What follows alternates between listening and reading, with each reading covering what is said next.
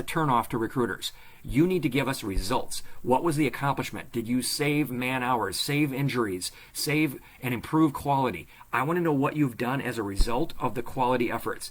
Also, I would suggest getting rid of the months here to make sure you get rid of as many gaps as you can. You've got little positions here that were short, maybe even not even have those on there. You could have this one in 2016, maybe have that be 2017, and then this is 2017 here, and you may not need that 3-month one.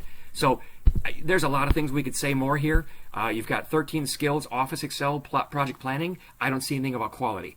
That was another thing that jumped out at me. And also, of course, remove the competition. Anyway, I'm over the 2 minutes. I really wanted to keep this down and short and sweet. I sure hope people have listened to this up to this point. Please let me know. Are these worth it? Am I spending too much time on these? Or are you guys getting something from this? Is it helping? Please let me know in the comments. And please fix that picture, Tancred, and the profile. Make it pop more, and you'll be on your way in no time. Thanks, guys. Have a great one.